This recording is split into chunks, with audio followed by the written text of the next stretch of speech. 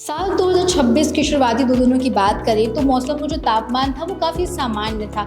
लेकिन ये भी कह सकते हैं कि सिर्फ भोपाल में सामान्य था, लेकिन अगर रीवा और शहडोल की बात करें तो वहाँ पर ठंड की मार लोगों ने झेली है। और वहीं बीते 3 दिनों में देखा जाए तो भोपाल में भी ठंड काफ़ी ज़्यादा लोगों ने महसूस की है। और अब लोग सोच रहे हैं क्या पाला भी पड़ने वाला है या फिर आने वाले 1 हफ्ते में मौसम का क्या हाल होगा, ठंड और ज़्यादा बढ़ने वाली या फिर मौसम का जो तापमान है वो सामान्य हो जाएगा।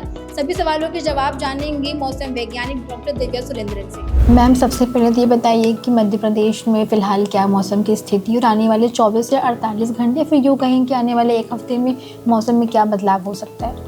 अभी देखा गया तो पिछले 24 घंटों में मध्य प्रदेश में मिनिमम टेम्परेचर में गिरावट दर्ज किया है। हमने वो गिरावट एक्सपेक्ट भी कर रहे थे कि कुछ मतलब एक पश्चिमी विक्षोभ सक्रिय था, वो अभी ईस्ट साइड में मूव हो गया, इसलिए खुला आसमान मिल रहे हैं। सुबह मतलब रात का तापमान बहुत नीचे आ रही है और अर्ली मॉर्निंग टाइम में फॉग कंडीशंस भी दर्ज किया है। आज भोपाल में भी 100 मीटर तक विजिबिलिटी गए थे अर्ली मॉर्निंग आवर्स में, और उत्तरी इलाकों में भी dense to very dense fog, कुछ दतिया वगैरह 50 मीटर तक विजिबिलिटी गए हैं।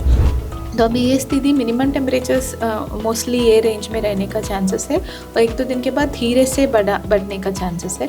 बट ये ठंडी रहेगा, बट धूप की मतलब अभी मैक्सिमम टेम्परेचर दिन का तापमान मतलब लास्ट 2 दिन से देखा गया तो आज इंक्रीज़ हुआ है। तो जो दिन में जो ठंड महसूस हो रही है वो कम हो जाएगा, बट अर्ली मॉर्निंग एंड रात में जो न्यूनतम तापमान नीचे रहेंगे तो उसकी वजह से ये कोल्ड वेव कंडीशन का चांसेस आज और कल है। उसके बाद देखा गया तो भी 3-4 दिन तक यही स्थिति रहेगा, धीरे से टेम्परेचर इम्प्रूव होने का चांसेस। तो प्रदेश के किन शहरों में मतलब कोल्ड वेव और कोहरे का अलर्ट है? हाँ, कोल्ड वेव के लिए आज हमने मेनली हमारे रीजन भोपाल, शाजापुर, राजगढ़, सीहोर ये रीजन में कोल्ड वेव और कोल्ड डे का भी चांसेस है। हाँ। तो क्योंकि कुछ रीजन में कोल्ड डे भी कंटिन्यू रह रहे, स्पेशली नॉर्दर्न बेल्ट में जैसे ग्वालियर, वो सारे रीजन में कोल्ड डे का दिन का तापमान भी थोड़ा सा लोअर साइड में है। और फॉग के लिए भी वार्निंग हमने इशू किया है, dense to very dense fog के लिए। वो ग्वालियर, दतिया, भिंड, मुरैना और ईस्ट एमपी में छतरपुर, टीकमगढ़, निवाड़ी, और इधर भी भोपाल, सीहोर ये रीजन में भी मॉडरेट टू डेंस फॉग का कंडीशंस कंटिन्यू रहेगा। तो आने वाले दिनों में मतलब किन शहरों में ज़्यादा ठंड देखी जा सकती है? मेनली हमारा ये रीजन में है अभी भोपाल, सीहोर, राजगढ़, शाजापुर ये रीजन में आने वाले 2 दिन तक ऐसे ही कंडीशंस रहेगा। जैसे भी देखा जा रहा था कि रीवा और शहडोल तरफ ज़्यादा ठंड। हाँ, नॉर्थ ईस्ट एमपी का भी रीजन में भी अभी कोल्ड वेव के लिए हमने वार्निंग इशू किया। आज शिवनी में भी कोल्ड वेव कंडीशंस मतलब ये हुआ है, रियलाइज हुआ है। तो ईस्ट में भी जैसे शहडोल और नरसिंहपुर में भी हमने इशू किया है। तो लगभग मोस्टली सारे रीजन में टेम्परेचर अभी नीचे ही रहेगा। पाला गिरने की कोई संभावना है क्या? पाला गिरने का एक्चुअली ये टेम्परेचर नीचे रह रहे तो पाला गिरने का चांसेस रहते हैं, बट हमारे पास कुछ रिपोर्टिंग नहीं आया है।